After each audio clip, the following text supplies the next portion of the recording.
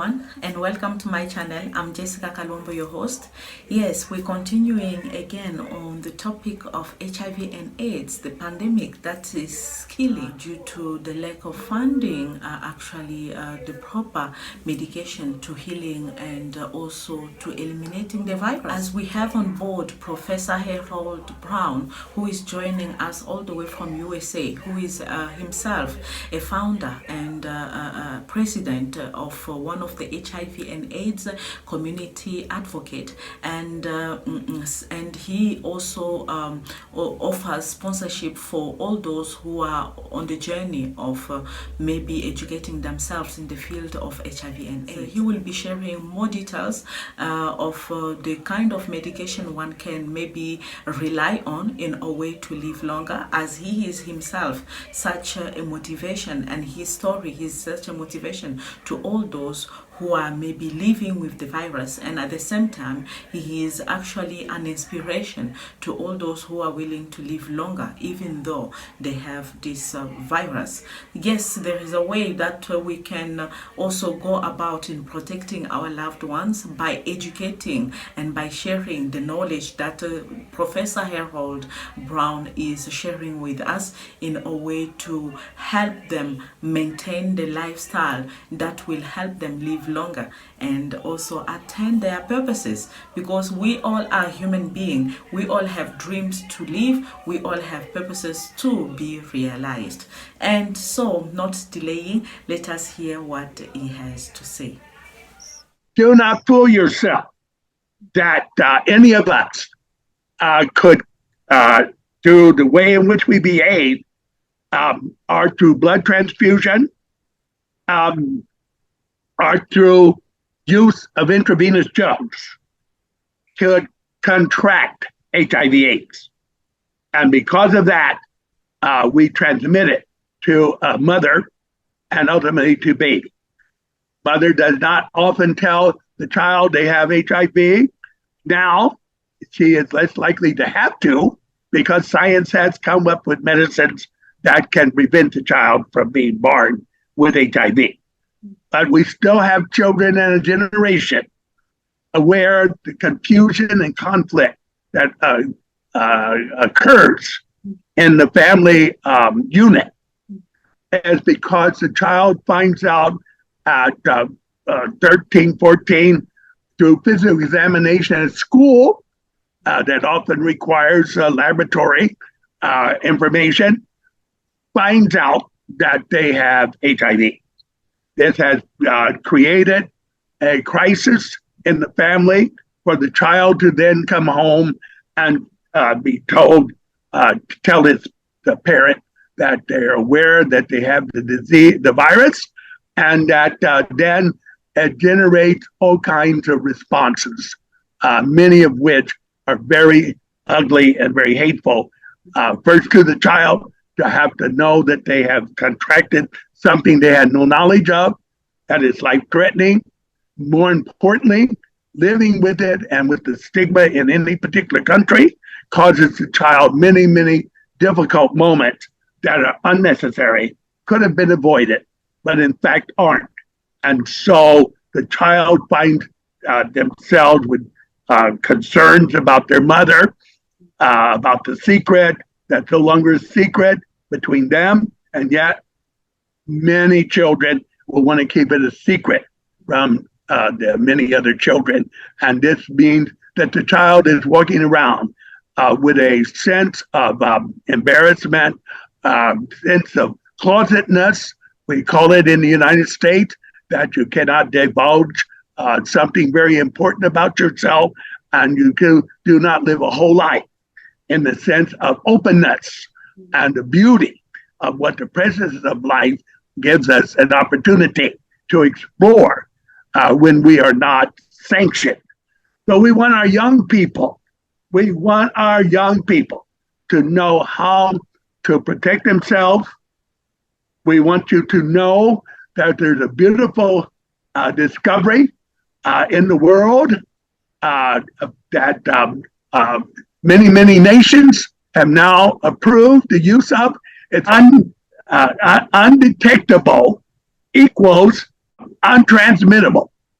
U equals U, undetectable, which means that the viral load that tests in the blood indicate that there's a low level of the presence of the virus in the body. And it's undetectable in the laboratory under a microscope. So that means that the viral load is below a certain number, very low number, 200 parts per milliliter, matter of fact. And so a person is undetectable.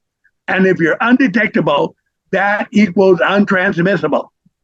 And that is attained by this wonderful medication. Let me get it here. Called Biktarvy. And Biktarvy, let's see, where do we get it? Here we go. Here we go. Biktarvy, I don't know if you can read it, but Biktarvy this is information about it, and you can see there at the top that it's Biktarvy. You can get a free sample of it from a doctor or at the clinic. It has to be prescribed, but the first 30 doses are free. However, one must maintain the treatment, which is every day, one pill. That one pill has 3 medicines within the one pill that acts to control the replication of the virus. Let's see now. It's very important to know that we want to in order to control the virus, I myself and every individual needs to learn about HIV. Health education is important. It's not only important to know how the virus works, but it's also important to know about how my body works. That I must know how my organs work, how my circulatory system works, that there are 7 systems in the body, that we have 365 bones, and that we have a beautiful skeleton called skin that protects us all. It's very important for me to know this, that the health of my body and my life is my best defense against disease, and particularly against HIV. Because of my identity, I was kicked out of the church 45 years ago. I was treated ugly, treated horribly. What's important about my telling you that is that I started out belonging. Then I was told I wasn't allowed to belong. And now I'm belonging again. Wow. Understand that with HIV, that somebody who is mistreated is denied belonging. And we all must belong to survive. Any attempt to squash belonging ultimately leads to mental illness, ultimately leads to suicidal thoughts or actions, and ultimately to a severe illness itself that can culminate in death. Belonging is connection. The legitimacy of our lives is made by connections. Belonging or not belonging is an issue of power. To decide that I belong or not belong because of something, a virus, is the ultimate injustice of one human being to another. And I have found that out personally, that I have a strong faith in knowing that the spirit, that the belief in God has been profound as the medicine and science to save my life. To this date, I don't know that any science has convincingly shown me that a particular herb, no matter what a person says, will cure HIV AIDS. There are, in fact, on the earth, 12 people who are cured of HIV. They're cured in 4 significant ways. One, self-cure. It's known as auto-cure, that a person possesses in their body. Their gene that produces a protein that keeps the millions of cells in the body able to produce this protein on the surface of their shape to keep the virus from attaching to it. Then there's another process in which it is called the destruction of the immune system and putting in a imitation. I'll use that word. It's not a proper word, but it's the best I can do at the moment in my thinking to tell you that there is another process that is very, in my opinion, painful to take something that is the part of the body, destroy it, and put something else in its place can cure you of HIV. Then we also have the business of stem cell transplant that affects a cure in the body.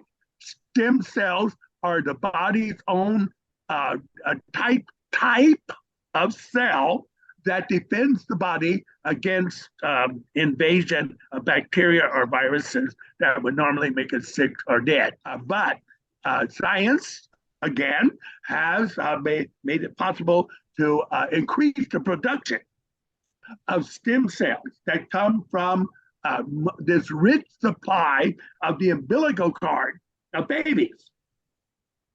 And so the science can take those stem cells from the umbilical cord that is rich in the blood circulation and take those out, grow them, and put them back in the body and fight HIV. Then, let's see, the first two persons that were cured of HIV/AIDS were cured by the use of the stem cell. The first person was a German man named Tim Brown, and he was called an Englishman to protect his identity and from the onslaught of for anyone to know that a cure had taken place. That was way back several years ago in 1990s that Tim Ray Brown was the first person cured through Tim cell. And that happened inadvertently because he had cancer and they were trying to cure the cancer and they knew stem cell worked on that. But in fact, the stem cell didn't stop his advanced cancer. In fact, they found out that it stopped the HIV. We want to find a cure, and we want to live our lives without it. We're not afraid to share blood transfusions with other people. We want to be careful of the way we behave. Educate yourself so that you can protect yourself from getting it. Believe me, nobody outside of my eyeball can be trusted to know, I don't care how faithful you think they may be. In this life, it wouldn't spread if somebody was unfaithful.